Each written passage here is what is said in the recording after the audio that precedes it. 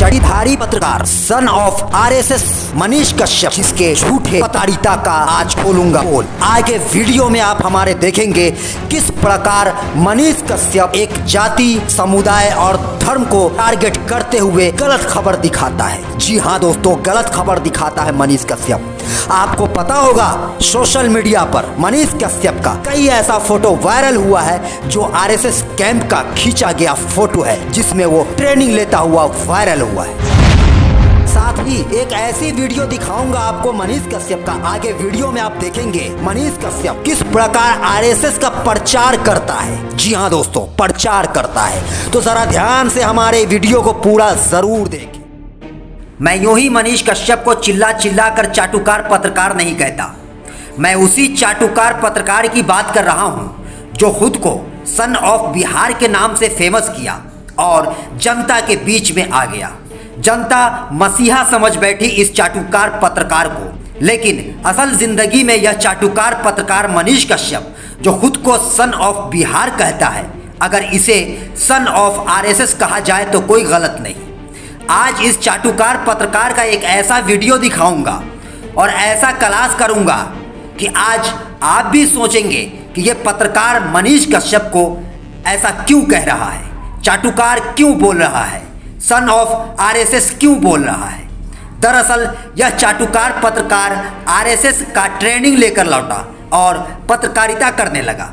इसकी कई photo social media पर जो आरएसएस शाखा में खींची गई थी ट्रेनिंग के वक्त वायरल हुई। लेकिन आज एक ऐसे वीडियो का मैं खुलासा करने जा रहा हूं जिसे देखकर सुनकर आप दंग रह जाएंगे। जी हां दोस्तों, आगे की खबर बताने से पहले मैं आप सभी देश की जनता से, खासकर अल्पसंख्यक समुदाय के लोगों से और दलित समुदाय के लोगों से कहना चाहूंगा कि इस चाटुकार पत्रकार को डोनेशन देना बंद करें, या आपके डोनेशन का गलत इस्तेमाल करेगा, यानी आपके खिलाफ भी यूज कर सकता है। और हाँ, हमारी इस वीडियो को पूरा जरूर देखें। आज तो इस चाटुकार पत्रकार की बैंड कैसे मैं बजाता हूँ, ध्यान से आप लोग देखते रहिए। आदाब दोस्तों, मैं गौहर अजीज, आप देख रहे हैं तहकीक इंडिया न्यूज। दोस्तों, मैं कह रहा था आपसे कि चाटुकार पत्रकार मनीष कश्यप जो खुद को सन ऑफ बिहार के नाम से फेमस किया और जनता उसे सन ऑफ बिहार कहने लगी, इसका एक ऐतिहासिक रिकॉर्ड है। किसी अल्पसंख्यक लड़की का अगर बलात्कार होता है, किसी अल्पसंख्यक लड़के का हत्या होता है, किसी दलित समुदाय की लड़की का बलात्कार होता है, या किसी दलित समुदाय के लड़के का हत्या होता है, तो यह उसकी खबर को नहीं दिखाता। उदाहरण के तौर पर वैशाली जिले की गुलनाज खातून, वैशाली जिले की खुशबू कुमारी, वैशाली जिले की किरण कुमारी, कटिहार की माहेनूर, समस्तीपुर के कल्याणपुर का शमशेर हत्याकांड, समस्तीपुर के आधारपुर में महिला शिक्षिका की मॉब लिंचिंग, समस्तीपुर के रोसड़ा की वो नाबालिग लड़की जिसका राजा सिंह नाम का एक व्यक्ति जो पूर्व उप प्रमुख रह चुका है बलात्कार किया था, बेतिया की अफसाना खातून जिसका बलात्कार किया गया था और मौत के घाट उतार दिया गया था। 24 घंटे तक बेतिया के जीएमसीएच हॉस्पिटल के पोस्टमार्टम रूम में लाश रखा रहा, लेकिन पोस्टमार्टम नहीं किया जा रहा था। लगभग रात 8 बजे हमारे पास पीड़ित परिवार का कॉल आता है और मैं उसी वक्त घर से निकल जाता हूँ बेतिया के लिए, लगभग 150 किलोमीटर दूर, और 2 और 3 के बीच में मैं वहां पहुंचता हूं और वहां के यानी हॉस्पिटल के सुपरिटेंडेंट से बात करता हूं, डीएम से बात करता हूं, फिर भी पोस्टमार्टम नहीं होता और एक दूसरे पर थोपते रहते हैं। मतलब वह कहते हैं कि पोस्टमार्टम का हिस्सा मेरे अंडर में नहीं आता है।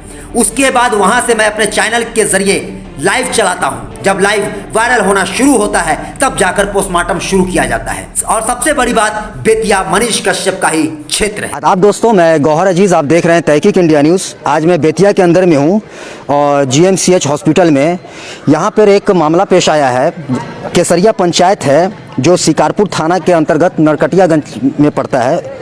एक लड़की जिसका नाम अफसाना खातून है, जिसकी उम्र लगभग 15 वर्ष, जिसे परसों की डेट में यानी 10 बजे जो घर से लापता हुई थी, और उसका कल होकर सुबह 10 बजे यानी संडे को उसका 10 बजे जो है लाश मिलता है, लाश बरामद होता है। गांव में सनसनी फैल जाती है, गांव के लोग अचंभित हो जाते हैं और वहां से पुलिस अपने अंडर लाश को लेती है और हॉस्पिटल में बेतिया जीएमसीएच में लेकर आती है। लेकिन बड़े ताज्जुब की बात है कि लास्ट 24 घंटा बीत जाने के बाद भी अभी तक हॉस्पिटल में है और उसका पोस्टमार्टम नहीं हुआ है।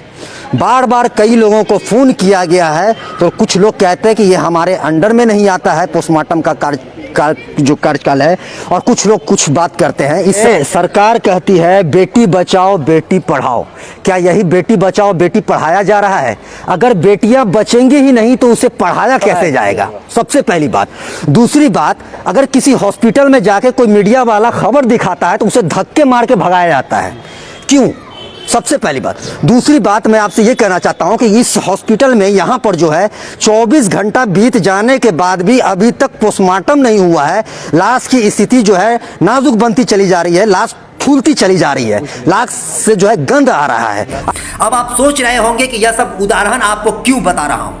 अभी जो हमने जितने भी लड़कियों का नाम लिया या फिर लड़के का नाम लिया, सभी के सभी अपराधी फॉरवर्ड क्लास के लोग हैं और मनीष कश्यप इनमें से किसी की भी खबर को दिखाना उचित नहीं समझा, क्योंकि मनीष कश्यप आरएसएस के विचारधारा के अनुसार चलता है। मनीष कश्यप ऐसे चाटुकार पत्रकार बीजेपी के खिलाफ नहीं बोलता, लेकिन यह चाटुकार पत्रकार ओवैसी जी के खिलाफ बोलेगा, शाहरुख खान के खिलाफ बोलेगा, आमिर खान के खिलाफ बोलेगा, क्योंकि यह सभी के सभी लोग मुस्लिम हैं। इसका एक डायलॉग है, आधुनिक इंजीनियर, आधुनिक युग, आधुनिक टीचर, आधुनिक स्टूडेंट, आधुनिक रोड, आधुनिक नेता और आधुनिक युग के मुसलमान। याद होगा इसी चाटुकार पत्रकार ने एक लड़के को जिहादी और रेपिस्ट घोषित किया था। जी हाँ दोस्तों, मैं उसी लड़के की बात कर रहा हूं जिसे गोरखपुर कोर्ट परिसर में एक फौजी पिता ने गोली मार दिया था और यह कहते हुए गोली मारा था कि इसने हमारी बेटी का इज्जत लूटा, उसका बलात्कार किया, हमने अपने बेटी के बलात्कारी को गोली मारकर बदला ले लिया। और जैसे ही यह खबर चाटुकार पत्रकार मनीष कश्यप को पता चलता है, वह वहां पे जाता है और कोर्ट परिसर पहुंचकर कहता है कि पिता ने अपने बेटी के बलात्कार का बदला ले लिया, सीधे ठोक दिया, दिलशाद नाम के लड़के को ठोक दिया। याद होगा मनीष कश्यप का वह स्टेटमेंट। अगर याद नहीं तो मैं आपको दिखाता हूं, जरा ध्यान से देखिए।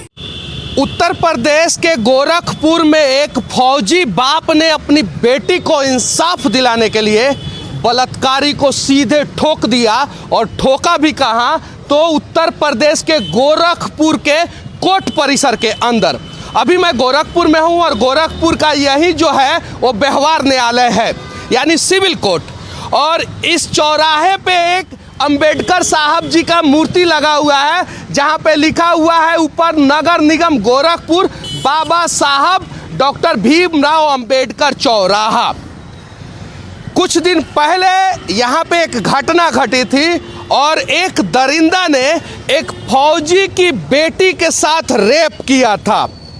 हैदराबाद से पुलिस ने जब उस दरिंदे को पकड़ा, उसके बाद से इस कोर्ट परिसर का काम था उस दरिंदे को सजा देना, लेकिन कुछ दिन के बाद उस दरिंदे को बेल हो गया और वो बार बार उस फौजी पिता को और उस लड़की को परेशान कर रहा था। जो बाप जीवन भर अपने देश के दुश्मनों से लड़ा हो, क्या उसके अंदर इतनी भी हिम्मत नहीं है कि वो अपने बेटी के दुश्मन से लड़ सके? अगर ये न्यायालय इतना सक्षम होता तो शायद 1 साल के बाद उस दरिंदा को जमानत नहीं मिलता। गोरखपुर में जो रेप की घटना के बाद दरिंदा को फौजी पिता ने गोली मारा था, उसकी जानकारी हम गोरखपुर के लोगों से लेंगे। अब आ जाइए दिलशाद के मामले में, जिसने दिलशाद को बलात्कारी बना दिया था, जबकि इस पत्रकार के कमेंट बॉक्स में लगातार कई बार हमने एविडेंस भेजा, लेकिन इस पत्रकार को कोई फर्क नहीं पड़ा। आपको बताता चलो कि यह लड़का उस लड़की से शादी कर चुका था, फौजी की बेटी से, क्योंकि लड़का मुसलमान था, लड़की हिंदू थी। और सबसे बड़ी बात कि लड़का दिलशाद नाम से दिलराज नाम अपना रखा था और आर्य समाज मंदिर में जाकर अपना धर्म परिवर्तन भी किया था और वहीं शादी भी किया था। पूरे एविडेंस के साथ इस पत्रकार को, इस चाटुकार पत्रकार को, इस आरएसएस यानी सन ऑफ आरएसएस को मैंने भेजा, लेकिन यह चाटुकार पत्रकार उस चीज़ को इग्नोर करता गया, क्योंकि वह खबर मिलियन में चली थी। इससे पैसे आने बंद हो जाते जब वह डिलीट कर देता। तो एक बार उस तस्वीर को भी आप देखिए। मनीष कश्यप ऐसे पत्रकारों की वजह से आज दूसरे पत्रकारों को भी जनता घृणा की नजर से देखती है, और सिर्फ देखती ही नहीं बल्कि गोदी मीडिया के नाम से मुखातिब भी करती है। अगर मनीष कश्यप ऐसे पत्रकारों को चाटुकार पत्रकार कहा जाए तो कोई हर्ज नहीं, जिसे लोग सन ऑफ बिहार के नाम से जानते हैं। अब आप सोच रहे होंगे कि मैं उसके बारे में ऐसा वर्ड, ऐसा शब्द क्यों यूज कर रहा हूं। आदाब दोस्तों, मैं गौहर अजीज, आप देख रहे हैं तहकीक इंडिया न्यूज। गोरखपुर कोर्ट परिसर में ममता कुमारी निषाद के पिता भागवत निषाद ने एक प्रेमी यानी ममता कुमारी निषाद के पति दिलशाद उर्फ दिलराज को सिर्फ इसलिए गोली मार दिया क्योंकि दिलशाद उर्फ दिलराज मुस्लिम था और ममता कुमारी निषाद से शादी करने के लिए हिंदू धर्म अपना लिया था। लेकिन गोदी मीडिया और चाटुकार पत्रकार मनीष कश्यप द्वारा दिलशाद को बलात्कारी बना दिया गया बगैर जांच पड़ताल किए, क्योंकि लड़का मुस्लिम से हिंदू बना था और लड़की हिंदू धर्म से ताल्लुक रखती थी। लेकिन आप देश की जनता को मनीष कश्यप ऐसे चाटुकार पत्रकार और गोदी मीडिया हकीकत से दूर रखा। इस खबरों को लव जिहाद का नाम देना चाहा, मुसलमानों को लगातार बदनाम करना चाहा, वो भी बलात्कारी बताकर। लेकिन कोई बात नहीं, मैं आपको वो हकीकत बताता हूं। दरअसल दिलशाद उर्फ दिलराज की शादी एक हिंदू रीति रिवाज के हिसाब से हुई थी। दिलशाद की शादी आर्य समाज मंदिर में हुआ था, हिंदू रीति रिवाज के हिसाब से। दिलशाद मुस्लिम धर्म त्याग कर हिंदू धर्म अपना लिया था और नाम रखा था दिलराज।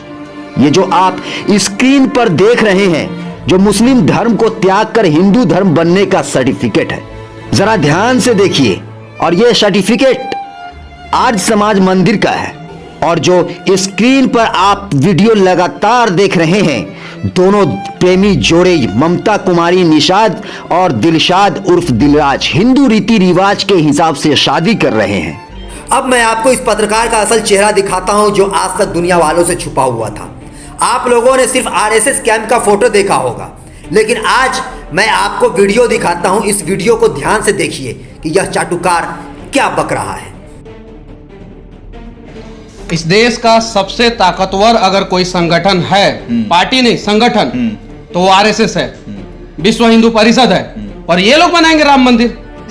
इसके लिए बहुत कोशिश कर रहा है। क्या कोशिशें कर रहा है? अगर उसके बारे में अगर हमें जानना है, किसी को भी जानना है, तो मैं बार बार कहता हूं कि एक बार आरएसएस के शाखा में जाए।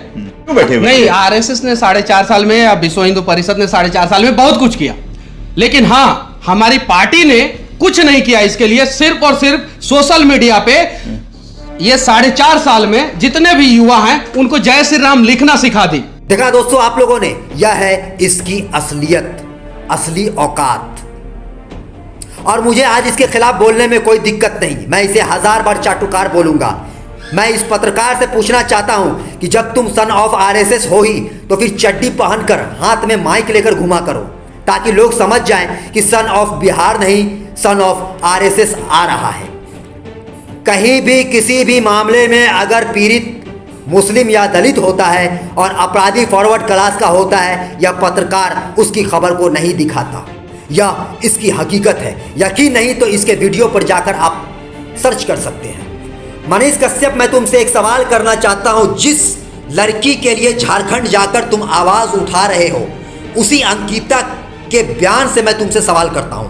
मनीष कश्यप, मेरा पहला सवाल है, जब अंकिता को शाहरुख पेट्रोल फेंकता है विंडो से यानी खिड़की से, तो विंडो पर पेट्रोल नहीं गिरता और वह डायरेक्ट अंकिता के बदन पर जाकर गिरता है, और अंकिता को पता भी नहीं चलता कि मेरे बदन पर पेट्रोल गिरा है या फिर कोई तरल पदार्थ गिरा है। क्या ऐसा संभव है? क्या ऐसा हो सकता है कि किसी इंसान को पता न चले? अंकिता को उस वक्त पता चलता है जब उसके पूरे शरीर में आग लग जाता है। दूसरा सवाल, आग लगने के बाद अंकिता अपना आग बुझाने के बजाय, अपने आप को बचाने के बजाय खिड़की खोलकर देखती है कि मुझे आग लगाने वाला कौन है। क्या यह संभव है? सोचने वाली बात है कि किसी इंसान के बदन में आग लग जाए या कोई आग लगा दे और वह अपने आप को बचाने के बजाय अपराधी का चेहरा पहचानने के लिए खिड़की खोलकर देखेगी। मनीष कश्यप, इस बयान पर तुम क्या कहोगे? मुझे पता है तुम कुछ नहीं कहोगे, क्योंकि तुम चाटुकारिता करने के लिए झारखंड गए हो। मनीष कश्यप, तुमसे अगला सवाल, अंकिता अपने इसी बयान में कहती है कि जब मेरे बदन में आग लगा तो मैं खिड़की खोलकर देखी तो शाहरुख एक डब्बा लेकर भाग रहा था। मनीष कश्यप, हमारे इस सवाल का जवाब जरूर देना। उस लड़की के स्टेटमेंट के अनुसार मैं खिड़की खोलकर देखी, यानी खिड़की पहले से बंद था। अगर खिड़की पहले से बंद था तो पेट्रोल अंकिता के बदन पर कहां से आया? उसके बदन पर आग कैसे लगा? शाहरुख बंद खिड़की से पेट्रोल कैसे फेंका? इसका जवाब मनीष कश्यप मैं तुमसे चाहता हूं, लेकिन तुम नहीं दोगे, मुझे पता है, क्योंकि तुम चाटुकारिता करने के लिए झारखंड गए हो। हिंदू मुसलमानों के बीच आपसी सौहार्द को बिगाड़ने के लिए झारखंड गए हो, क्योंकि तुम आरएसएस के अनुसार चलते हो। आरएसएस की मानसिकता तुम्हारी मानसिकता से मिलती जुलती है। मनीष कश्यप, आज तुम अंकिता के लिए आवाज उठा रहे हो क्योंकि अपराध करने वाला मुसलमान है, लेकिन तुम बिल्किस बानो, आसिफा परवीन, गुलनाज परवीन, शमशेर आलम, खुशबू कुमारी, प्रियंका, ज्योति पासवान, किरण कुमारी, तबरेज अंसारी, पहलू खान, अखलाक अहमद, इन सभी को इंसाफ देने के लिए आवाज़ क्यों नहीं उठाए? क्या इसका जवाब है तुम्हारे पास? नहीं होगा। मैं बताता हूं, तुम इसलिए इन लोगों के लिए आवाज़ नहीं उठाए, इन सभी के अपराधी फॉरवर्ड क्लास के लोग थे और एक विशेष जाति को मानने वाले थे, और तुम संघी मानसिकता के पत्रकार हो, चाटुकार पत्रकार हो, सन ऑफ आरएसएस हो, इसलिए इन लोगों की खबर दिखाना तुमने उचित नहीं समझा। अंत में मैं जाते जाते उन सभी अल्पसंख्यक भाइयों से, बहनों से और दलित समाज के भाइयों बहनों से यही कहूँगा कि इस चाटुकार पत्रकार को डोनेशन देना बंद करें। आपके डोनेशन का यह गलत इस्तेमाल करेगा, यानी आपके ही खिलाफ। दोस्तों, इस वीडियो को इतना ज़्यादा शेयर करो कि मनीष कश्यप के पास पहुंचे और उसको पता चले कि एक पत्रकार ने झूठा खबर दिखाने की वजह से हमारी रेलाई कैसे किया है। और हाँ मनीष कश्यप, मैं तुम्हें एक बात और बता दूं कि ये रेलाई का तुम्हारा पार्ट 1 है, अभी और भी रेलाई तुम्हारी बची हुई है, आगे देखते जाओ। दोस्तों, इस वीडियो को लेकर आपकी क्या प्रतिक्रिया है कमेंट्स बॉक्स में ज़रूर बताएं और इस वीडियो को ज़्यादा से ज़्यादा शेयर करें। धन्यवाद।